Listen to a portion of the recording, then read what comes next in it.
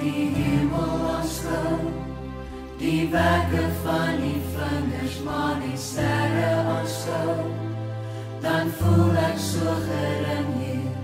Wat is die mens dan dat U aan hom dink? Wat is die mens dan dat U na hom omsien? U laat ons heers oor die werke van die hande, dis aan ons onderwerp. Die see, die lug, die lande. Wat is die mens dan dat U aan hom dink? Wat is die mens dan dat U na hom omsien? O Heer, ons Heer, hoe wonderbaar U naam, o Heer, ons Heer. Jy gaat roem sy naam, o Heer, ons Heer. Hoe wonderbaar U naam, o Heer, ons Heer. Jy gaat roem sy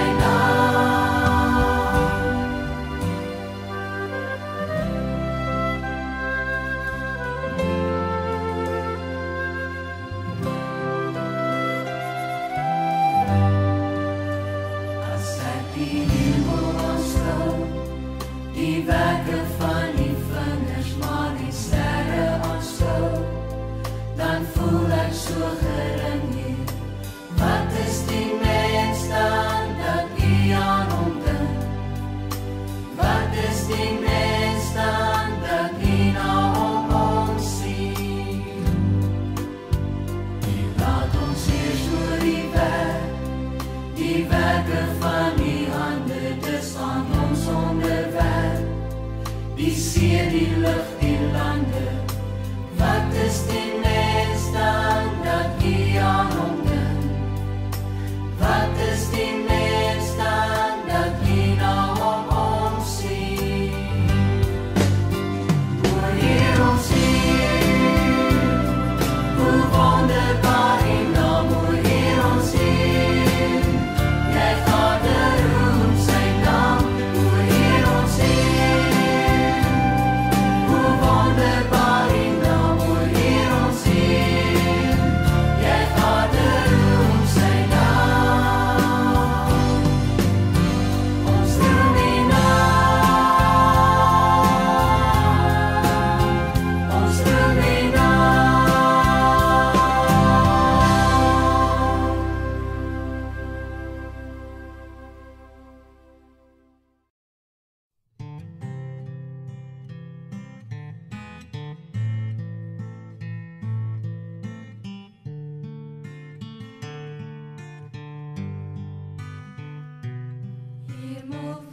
Hemelvader, ons aanbid U.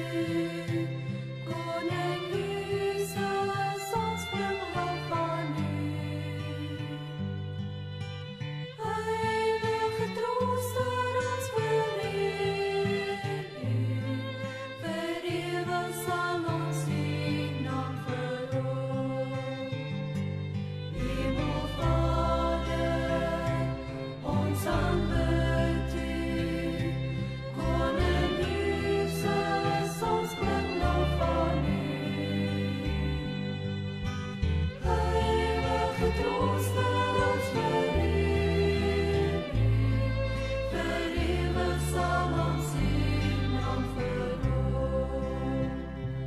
Halleluja, halleluja, ons buig neer vir U as ons sing.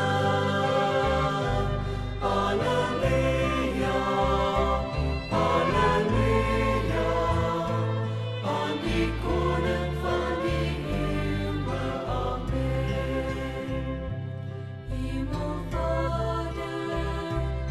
ons aanbid U.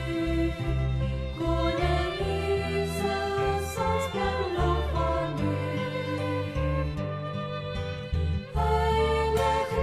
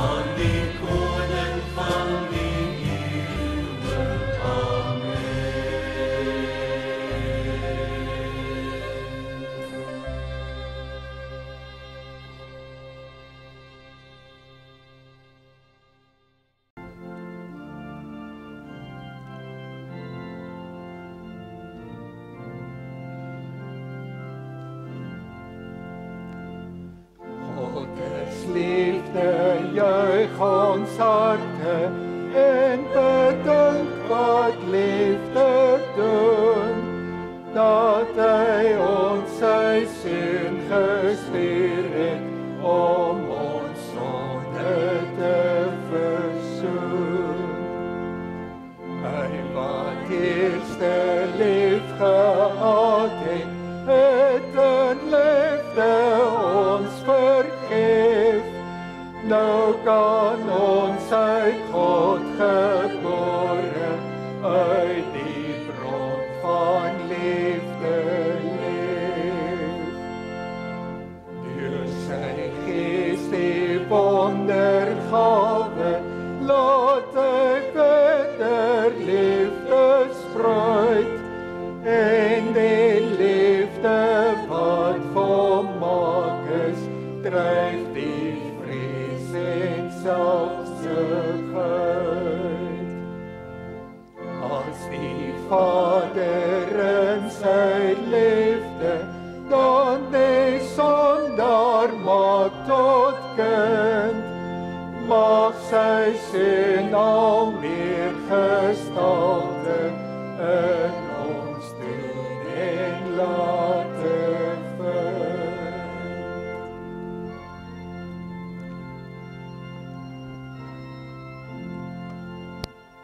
Ek het nou gou daar onder in die saal 'n draai gemaak en daar is 'n groot opgewondenheid en is pikdonker en al lig wat skyn is die kruis op die berg, maar die hoede is op die kop, hulle is reg om te stap.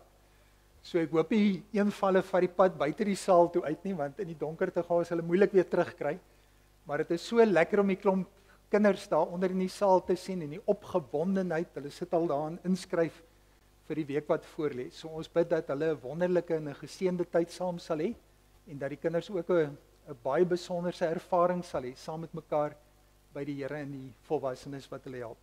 Ons het gister, het julle dit gehoor, ons kondig dit nou al 'n tyd lank af, dat hierdie Pinkster gaan oor die belydenis van Nisea, 1700 jaar oud, en is my opwindend om te dink dat 1700 jaar gelede, ook in hierdie tyd van die jaar, dis nou hulle somer in die noordelike halfrond, het hulle van Mei maand tot Augustus, is daar 'n kerkvergadering gehou om duidelikheid te kry onder mekaar, wat sê die woord oor wie die seun van God is? Wie is Jesus? Of hy self God is en of hy net 'n mens is, of dalk iets tussenin.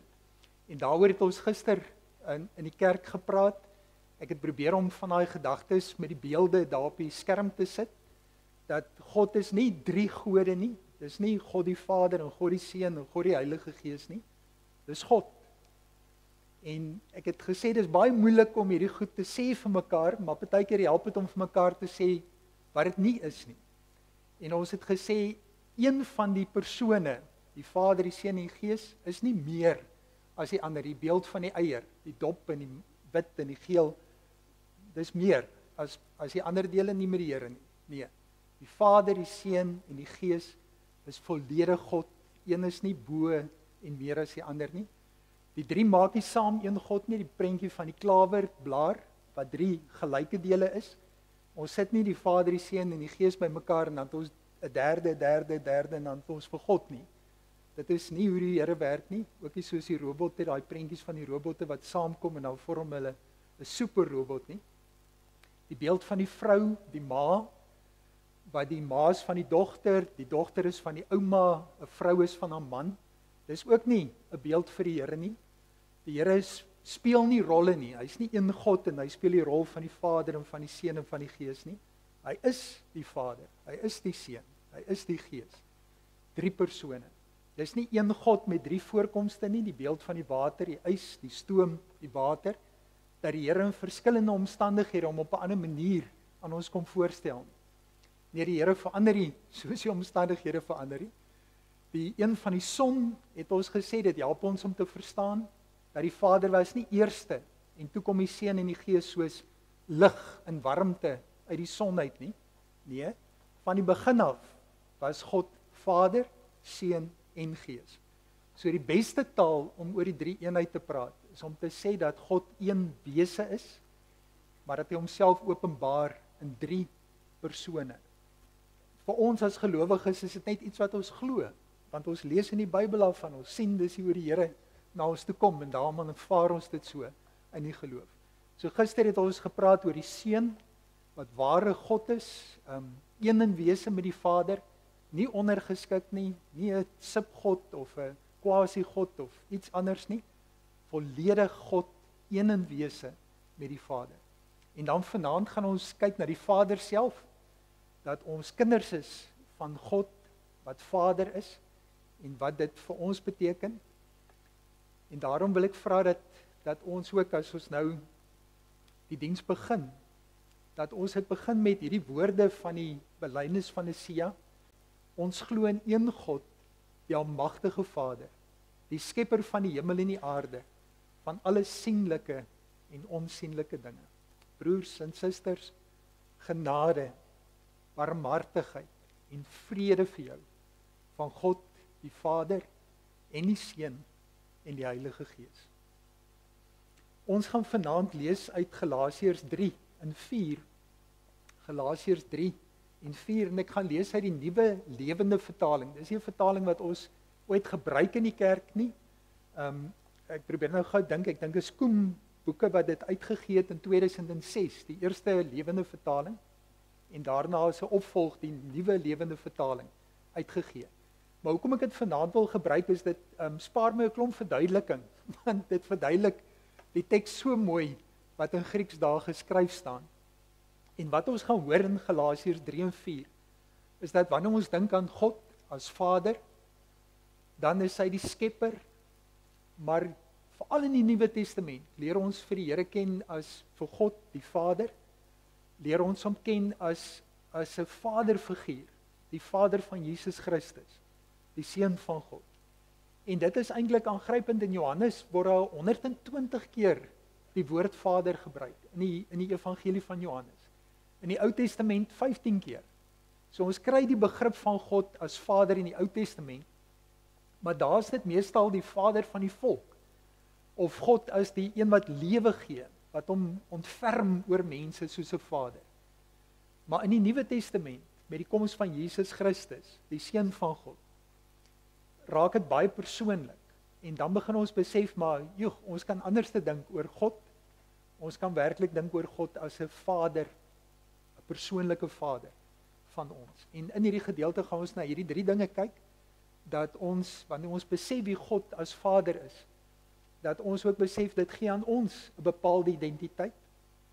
Dit help ons ook om te besef, die persoonlike karakter van God se vaderskap, dit is vir my 'n Vader, vir jou 'n Vader, vir elkeen van ons. En dat die vaderskap van Jesus, van God die Vader, ook 'n roeping is vir ons, om dit uit te dra, om vir mense te vertel, dat hulle nie weeskinders is nie, maar dat hulle 'n Vader het, wat vir hulle lief is en vir hulle omgee. Voordat ons gaan lees, kom ons raak saam stil, kom ons buig die hoofde saam. Hemel Vader, Here, ons aanbid U. Dankie dat U self aan ons kom openbaar het, as 'n God van liefde, as 'n God wat wil hê dat as ons 'n woord moet kry in ons mensetaal, om oor U te dink, dat ons aan U sal dink as die Vader van die Here Jesus Christus, as die Vader van Israel, en ja, as die Vader van elke kind van U, van elke Christen. Here, wil U ons help met daai begrip, want vir baie van ons, vir party van ons, is dit dalk nie so maklik om te dink oor 'n Vader en dan vertroue en liefde te ervaar. Dankie dat U die Vader by uitnemendheid is, dat U die heilige Vader is, die Vader wat so gans anders is. En ons dankie dat ons in baie van die mans in ons wêreld so Vader sien, wat beskerm, wat versorg, wat omgee, wat ons lanseer die lewe in. Here, help ons om uit daardie rolmodelle rondom ons se lewens te kan put, as ons oor U dink. Maar mag ons ook weet dat U baie meer is, as enige aardse vader ooit kan wees. En ons bid dat u woord ons daarmee sal help. Dat ons in die Bybel self en veral in die Seun Jesus Christus sal sien watter Vader u is. Dat ons deur die werk van die Gees ook vanaand sal ontdek dat ons gedagtes en ons harte sal oopgaan, sodat u self aan ons kan openbaar soos u is. En Here, help ons dat ons nie met wêreldse raamwerke en gedagtes oor God, oor vaders, oor geslagte, na u sal kom en deur daardie brille vir u probeer verstaan. Maar dat ons oop en ontvanklik sal wees en regtig soos klei in die hande, wat sal toelaat dat u self ons gedagtes vorm oor u. En u self openbaar op 'n manier wat ons sal verras en ons ook hoopvol sal laat en met krag en moed om te kan lewe, bevestig in wie ons is. Ons bid vir die klomp jong mense daaronder, met al die volwassenes wat vir hulle help en hulle begelei. Wil U gee dat hulle ook op hulle Camino, hierdie 4 dae wat hulle bymekaar is, aande, dat hulle ook besonderse ontmoetings met U mag hê. En dat die mense wat daar is, die volwassenes, ook vir hulle rolmodelle sal wees van U vaderskap. Ons is so afhanklik van U. Ons het U so nodig. Dankie dat U beskikbaar is, dat U vir ons 'n Vader wil wees. Dankie Here. Amen. Ek lees vir ons uit Galasiërs 3 van vers 23. Ek het in kleur die woorde laat uitstaan. So alles wat so half in 'n blou, wat is 'n turkoois is, help ons om iets te verstaan van die identiteit wat ons het. En alles wat in so goud kleur is, help ons om te verstaan hoekom daai identiteit bepaal word deur 'n Vader, deur God as Vader. Voordat hierdie nuwe tydvak van geloof aangebreek het, was ons almal in 'n yslike groot tronk opgesluit. Die wet het ons dag vir dag opgepas, totdat hierdie wonderlike nuwe tyd van geloof aangebreek het. Ja, soos 'n kwaai oppasser, het die wet heeltyd oor ons baas gespeel, totdat Christus uiteindelik gekom het. Maar nou het ons geloof ons in die regte verhouding met God gebring. Daarom staan ons nie meer onder die baaskap van die wet nie. Nee, nou is julle almal God se kinders, omdat julle in Christus Jesus glo. Weet julle, toe julle gedoop is, het julle deel gekry aan Christus se redding. Julle doop was soos 'n stel splinternuwe klere. Ja, by julle doop het julle Christus aangetrek, soos 'n mens 'n stel nuwe klere sal aantrek. Nou behoort julle heeltemal aan hom. Omdat julle aan Christus behoort, is julle nou ook deel van sy nuwe familie. Binne hierdie familie maak dit glad nie saak aan watter volk jy behoort nie, of wat jou status of jou geslag is nie. Hier gaan dit nie daaroor of jy 'n Jood of 'n Griek is nie, en of jy 'n slaaf of 'n baas is nie, en of jy 'n man of 'n vrou is nie. Nee, binne sy familie is almal gelyk. Almal hier binne is nou soos een nuwe mens in Christus Jesus. Julle wat deel is van Christus se familie, is natuurlik ook lede van Abraham se nageslag. Daarom geld al die beloftes wat God aan hom gemaak het, ook vir julle. Kom ek verduidelik met die volgende voorbeeld, wat dit beteken dat julle Abraham se erfgename is. Julle weet mos dat erfgename wat minderjarig is, nie kan aanspraak maak op hulle erfporsie nie. Hulle is nog te jonk om te erf. Eintlik is minderjariges niks beter daarin toe as die bediendes, die slawe, wat in hulle huis werk nie. Al sê die testament dat hulle die wettige erfgename is, staan hulle nog onder die toesig van hulle voogde. Hulle erfporsie word beheer deur mense wat amptelik oor hulle aangestel is, tot op die dag dat die testament sê hulle kan erf. Weet julle, presies dieselfde het met ons gebeur. Voorheen was ons ook minderjarig. Dit was toe ons nog slawe was van die vyandige magte van hierdie wêreld. Maar toe die regte tyd aanbreek, die tyd waarop God self besluit het, het hy sy seun na ons toe laat kom. Christus se aardse ma het toe aan hom geboorte geskenk. En soos alle Joodse seuns het hy onder die reëls van die wet groot geword. Dit is hoekom hy almal wat onder die swaar gewig van die wet gebuk gaan, kan vrymaak. Christus het gesorg dat ons nou as God se kinders aangeneem word. Ons is nie langer weeskinders nie. omdat julle nou God se kinders is, het hy die Gees van Christus na ons toe gestuur. Die Heilige Gees bind ons styf aan God vas, met 'n onbreekbare band van liefde. Dit is hy wat aanhoudend hier binne in ons uitroep, Vader, liefdevolle Vader. Julle is nie meer slawe van die sonde en die wet nie. Nee, julle is nou volwaardige kinders van God. En omdat julle sy kinders is julle ook sy erfgename. Al sy goedheid is nou julle sin. As 'n mens hierdie gedeelte lees, dan hoor 'n mens van hierdie identiteit wat ons as kinders van die Here van God ontvang. As 'n mens praat oor identiteit, dan weet ons dat dit is iets wat ons almal mee worstel. Van kleins af probeer ons uitsorteer in onsself, wie is ons? En mense vind hulle identiteit in dit wat hulle doen, in dit wat hulle het, en wat ander mense van ons dink. Al hierdie goed speel 'n rol in hoe ons eie identiteit vorm. En as ek nou vanaand na elkeen van julle kyk en ek sou vir jou kom vra, wie is jy? Wie is jy?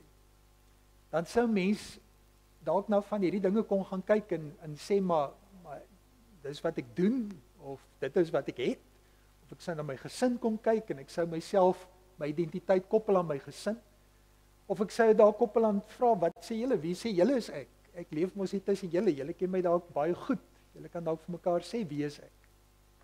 In die wêreld waarin ons leef, sien ons dit, toe mense vir hulle self probeer om 'n naam te maak, om vir hulle identiteit te vorm, deur vir hulle geld bymekaar te maak, deur sukses te behaal in die lewe, deur met die regte mense te meng, in die regte kringe te beweeg, want hulle het 'n sekere prentjie van wie hulle wil wees.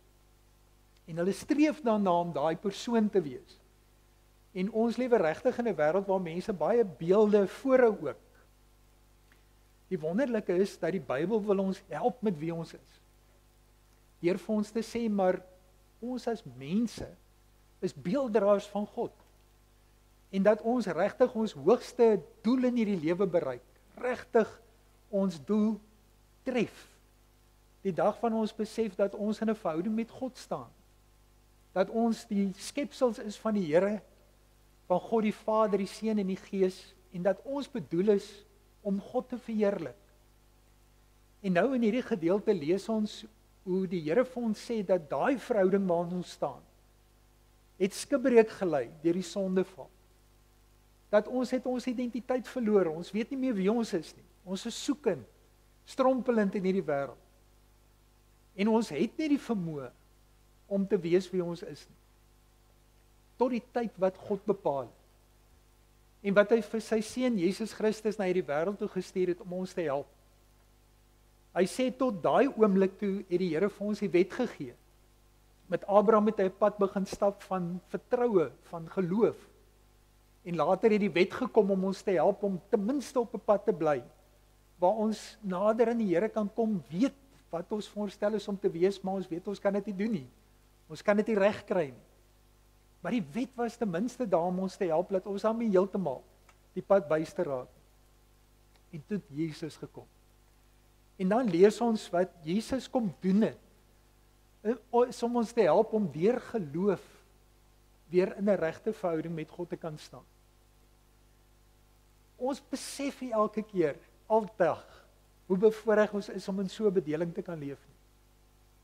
Dat dit vir ons moontlik is om in 'n verhouding met die almagtige God, skepper van hemel en aarde, weer te kan staan.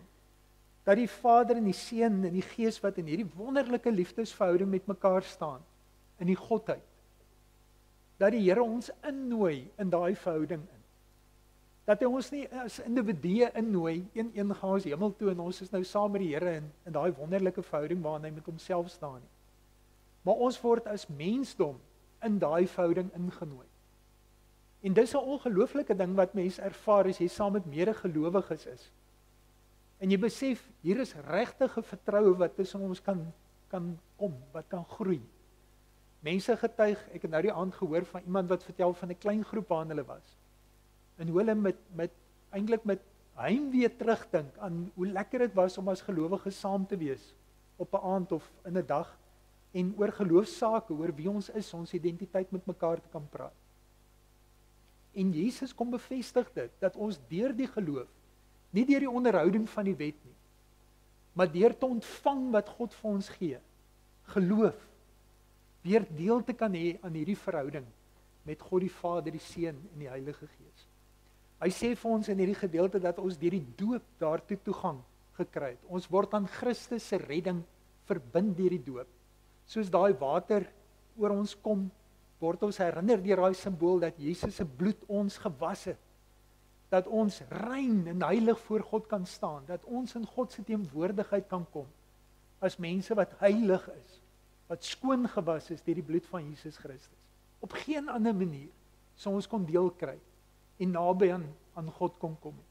By ons doop, by julle doop het julle vir Christus aangetrek soos 'n mens in stel nuwe klere aantrek. Nou behoort julle heeltemal aan hom. 2 keer word dit herhaal in hierdie gedeelte wat ons gelees het. Om te besef dat, 'n makeover is 'n wonderlike ding. Ek het nou die dag weer gesien, 'n man wat in die vloot was, wat jare uit die vloot uit is, sy hare staan net so, die pet hou alles bymekaar, met net so bosbaard. En toe hulle hom begin skeer en hom netjies maak, hoe sy kinders in die huil raak, omdat hulle pa amper nie kan herken. Hy lyk jonk vir sy vrou. Hoe 'n mens getransformeer kan raak, net deur buitekant iets anders aan te trek. En hier hoor ons hierdie gedeelte dat deur die doop het die Here ons nie net skoon gewas het, maar hy het ons beklee met die Here Jesus Christus. Met hom, God beklee ons met homself. Iets van die Here kom weer tot sy reg in ons. Ons word weer beelddraers van die Here. Mense kyk na ons en hulle sien iets van die Here in ons, wanneer ons in geloof toelaat dat die Here ons aan hom verbind. Ons word een nuwe mensheid in Christus Jesus. Die verskille kan wegval. Dis nie meer belangrik of iemand Jood of Griek, man of vrou, slaaf of vry is nie. Ons sien dit raak. Ons sê dit is blind raak vir die verskille tussen ons nie. Maar dat die verskille verdeeldheid veroorsaak, indryf tussen ons. Dat dit maak dat ons veroordelend na mekaar kyk. Dit verdwyn. Dit is nie meer deel van 'n mens se identiteit nie. Jy vind geen vreugde daarin om iemand anders af te druk of af te knou of te verkneg nie. God self, en dis een van die mooiste woorde in daai teks, het daai oomblik bestem. Dis nie iets wat ons geforseer het nie, dis nie iets wat God gemaak is om te doen nie. Uit God se liefde het hy besluit, ek gaan hulle nou help. Ek gaan nou die seun stuur. Dis nou die tyd om te kom. En dit het gemaak dat ons nie meer slawe is van die sonde nie, van die wet nie. Ons is vrygemaak, 2 keer word dit gesê, en ons ontvang die Gees van Christus. Nou het ons baie dinge gehoor oor ons identiteit. Dat ons 'n nuwe identiteit ontvang het. Ons staan in verhouding met God. Ons is verbind aan God. Ons is bekleed met Christus. Deur ons doop is ons skoon gewas. Ons het die simbool ontvang. Maar wat dit so besonders maak, is hierdie wat in goud gedruk is. Dat hierdie identiteit wat ons ontvang, is nie net die van 'n ver af magtige God, wat aan ons sekere dinge kom toesê, en aan ons verleen, en aan ons gee nie.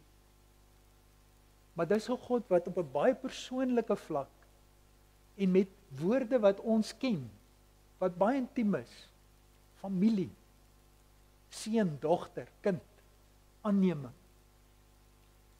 Dis woorde wat baie persoonlik is. Ons as Suid-Afrikaners is baie persoonlik met mekaar. Ons vertrou mekaar klakkeloos, ons deel ons diepste geheime met mekaar, ons beskou mekaar as familie. Ons ken dit. Maar is nie vanselfsprekend dat hoe mense nog altyd oor God gedink het. Dat mense dit van God sou dink. Selfs nie 'n Jood in die Ou Testament, toe Jesus begin praat van God as sy Vader, wou hulle hom met klippe gooi, wou hulle hom stenig, dat hy homself kan beskou as die seun van die lewende God, van Jahwe. Dit het vir hulle aanstoot gegee. Maar hier sê die teks vir ons, nou is julle almal God se kinders, omdat julle in Christus Jesus glo. Julle is nou deel van sy nuwe familie.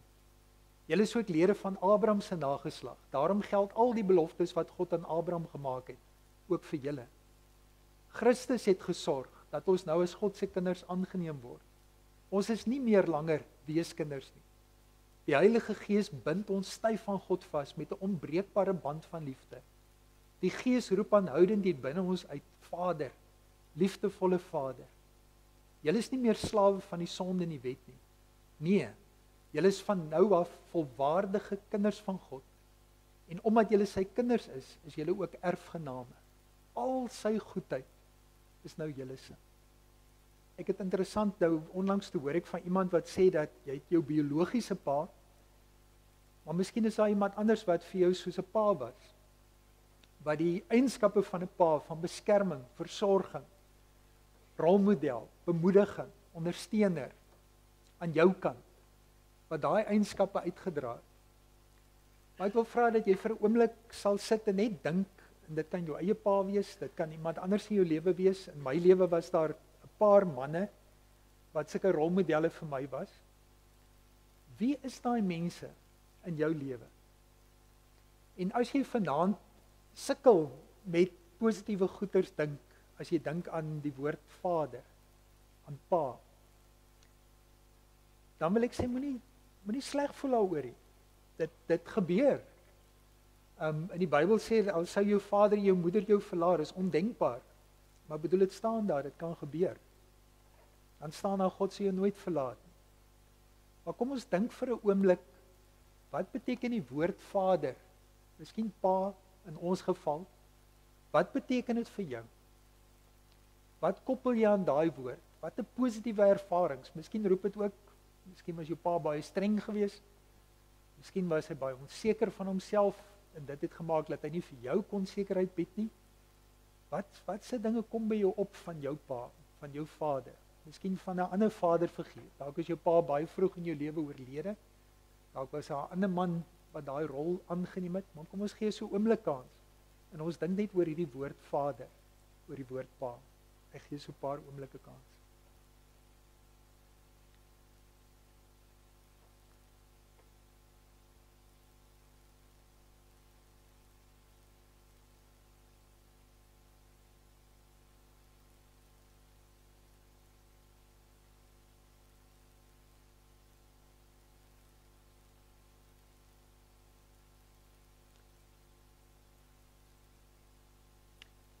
As jy aan positiewe woorde kan dink, kenmerke, dan wil ek vra of jy nie dit met iemand sal deel daar naby jou nie. Deel dit met iemand naby jou, iets wat jy positief ervaar het van 'n vaderfiguur in jou lewe, van 'n pa-figuur in jou lewe. Wat is dit wat jy positief ervaar het van so 'n figuur in jou lewe? As jy nou ek dink jy sit iemand naby 'n pa nie, moet ek net gou so vinnig kyk. Kan jy miskien vir jou pa sê wat jy by hom ervaar? Sy, ja, skoonpa. Deel met mekaar, wat 'n positiewe dinge is daar wat jy in 'n vaderfiguur raak sien. Jy sien kans om te deel met ons wat jy gehoor het. Kom ons hoor 'n paar kenmerke van 'n vaderfiguur wat positief is. Jy kan maar sê, ek sal probeer hoor, my ore is nie meer so goed nie, maar ja, onvoorwaardelike omgee, sonder twyfel alle tye, daar. Jy kan reken op die pa wat omgee. Nog 'n pa wat homself tekort doen ten einde jou vorentoe te laat gaan. Dit het baie vir ons ervaar hoe 'n pa sal opoffer terwille van jou, homself tekort doen terwille van jou. Lekker kos gemaak. Ja. Dis 'n mooi herinnering wat jy het. Dankie Jackie. Nog gedagtes. Ek onthou my pa het my gehelp met 'n sin vir geregtigheid.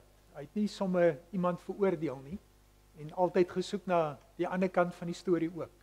Nie sommer net op loop gegaan met die een kant van die storie nie.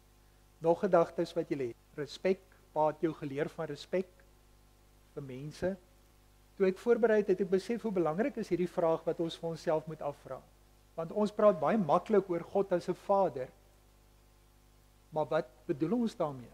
Wat het ons in ons gedagtes as ons oor die Here as Vader dink? Miskien is dit hoekom ons praat van ons paas as paas en van God as 'n Vader. Maar nou hoef ons nie die twee bymekaar te bring nie. Maar daar is 'n rede hoekom God gekies het om homself te openbaar as 'n Vader. Daar is positiewe dinge oor die rol van paas in mense se lewens wat die Here gekoppel wil hê aan homself.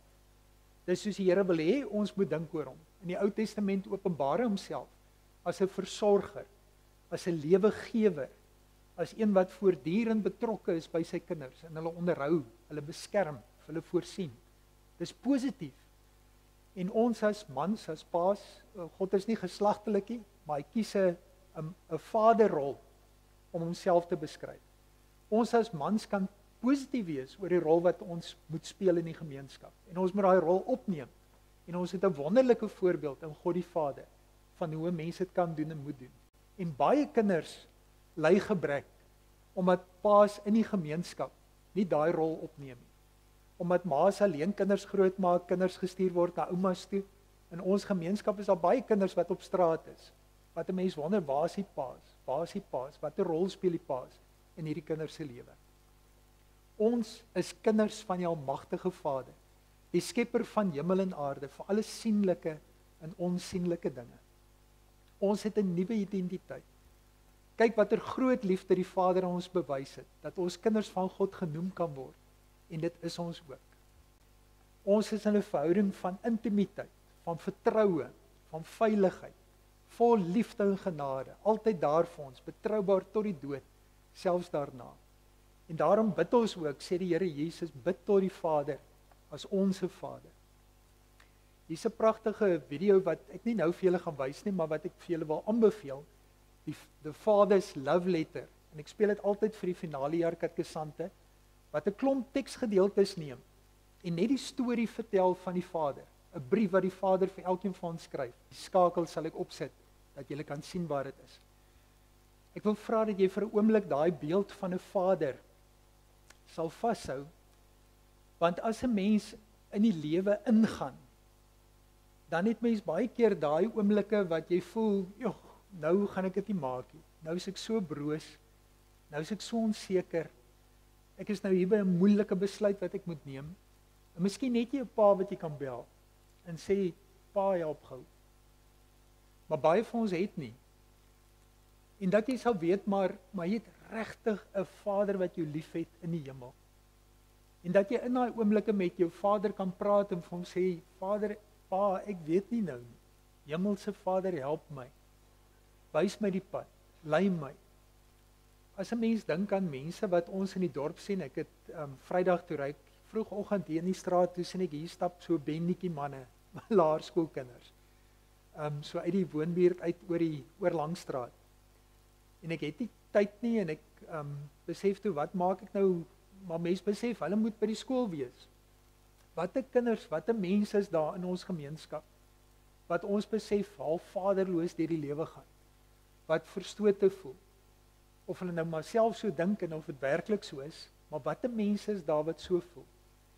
En daarom, terwyl ons weet wat ons identiteit is, ook in die Vader, laat ons dink ook aan mense wat onseker is van hulle identiteit, wat soekend is, en hoe ons hulle kan help, om God se Vaderhart te sien, om dit ook te ervaar. Ons lees in Korintiërs dat hy ons bemoedig, en dan sê hy, daarom kan ons ook ander bemoedig, wat in allerlei moeilikheid verkeer. Dink aan hoe ons dit kan doen, hoe kan ons mense help, wat soekend is, na Vader, en hulle voorstel aan die Vader van die hemel. As ons vanaand bid, kom ons dankie Here, dat ons aanneem as sy kinders, as sy geliefde kinders. Kom ons vra vir die Here, dat hy sy liefde in ons harte vir alle mense sal gee. Dat ons alle mense sal beskou, as maaksel skepsels van die Here, en dat sy liefde ook vir hulle bedoel is, veral verstote mense. En dat ons ook vir die Here sal vra om vir ons te wys, wat 'n mense minag ek, wat 'n mense verstoot ek. Dalk is daar mense oor wie ek graag skinder, neerhalend praat, dat die Here my daarvan sal bekeer, dat ek sal ophou om dit te doen, en sal besef, almal kry swaar, almal het behoefte daaraan, om liefde te ontvang en te ervaar, en om bevestig te word, en dat ek eerder moeite sal doen, om mense op te lig, om hulle te vertel van wie hulle is in die Here. Ek gaan geleentheid gee vir so 'n paar oomblikke, dat ons rondom die 3 punte kan stil raak, en daarna dan gaan ons 'n lied saam met mekaar ook sing, en van daar af kan ons lekker gaan sop eet. Kom ons raak saam stil, en dan dink ons oor hierdie gedagtes van God as ons Vader, geliefde kind wat ons is. Waar is mense wat ek dalk nie lief het, soos die Vader wil hê ek moet hulle lief hê nie? En waar kan ek dalk op 'n ander manier teenoor mense optree, wat hulle bevestig as kinders van die Vader. Kom ons raak saam stil.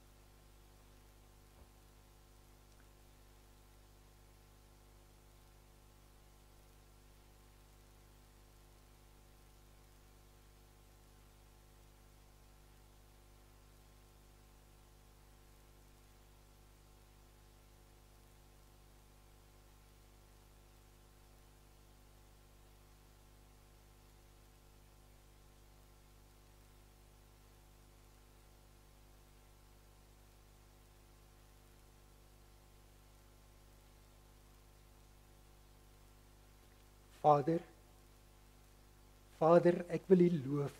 Met alles wat in my is, wil ek U heilige naam loof. Ek wil U, Vader, loof en nie een van die weldade vergeet nie. Dis U wat al my sonde vergewe, wat al my siekte genees, wat my red van die graf en my met liefde en ontferming kroon, wat my die goeie in oorvloed laat geniet, my die jeugdige krag van die arend skenk. Barmhartig en genadig is U, Vader, lankmoedig en vol liefde. U sal ons sonde nie bly toereken en nie vir ewig toornig bly nie. U handel met ons nie volgens ons sonde nie. U vergeld ons nie vir ons ongeregtighede nie. Nee, so groot as die afstand tussen die hemel en die aarde is, so groot is U liefde vir ons wat U dien. So ver as die ooste van die weste af is, so ver verwyder U ons oortredinge van ons af. U is werklik 'n Vader wat U ontferm oor ons U kinders. U ontferm U oor ons wat U dien. U weet waarvan ons gemaak is. U hou dit in gedagte dat ons stof is. Ons wil U loof, Vader. Magtige engele wat U opdragte uitvoer, U bevele gehoorsaam.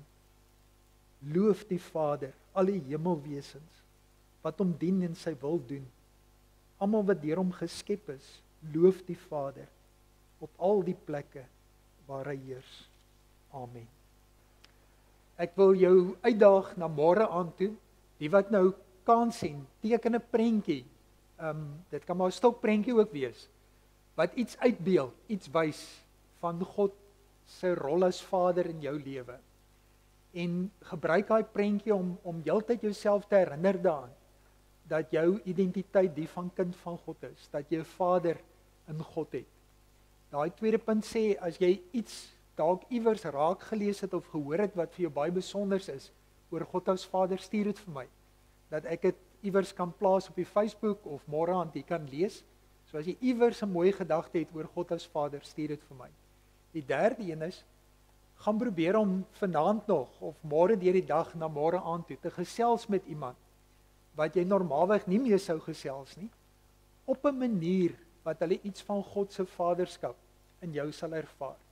Of dit is dat jy iemand kan bemoedig, of dit 'n jong mens is wat jy kan mentor, of dit iemand is wat jy 'n kompliment voor kan gee, of iemand wat jy moed kan inpraat. Dink aan wat sal 'n pa doen vir hierdie mens wat voor jou staan. Al is hulle ouer as jy. Wat sou pa vir hulle gesê het in hierdie omstandighede waarin hulle is? By die deure is die bydraes vir Bybels verspreiding. Onder andere word Bybels uitgedeel by gevangenes en dit is baie keer 'n plek waar mense die Here ontmoet in die gevangenes. Waar hulle besef, nou het hulle vasgeloop, hulle is desperaat, hulle soek na uitkoms uit hierdie omstandighede uit, en waar daar mense is wat vir hulle ook mentor en vaderfigure is in die gevangenis, en deur middel van die Bybel, die woord, dan ook vir hulle aan die Vader voorstel. Môre aand gaan ons praat oor die Heilige Gees wat in ons kom woon het. So julle is baie welkom, 7 uur kry ons mekaar weer hier en dan gaan ons lees uit Romeine 8 vers 9 tot 17. Alison, kom ons sing die eerste en die tweede vers van lied 532.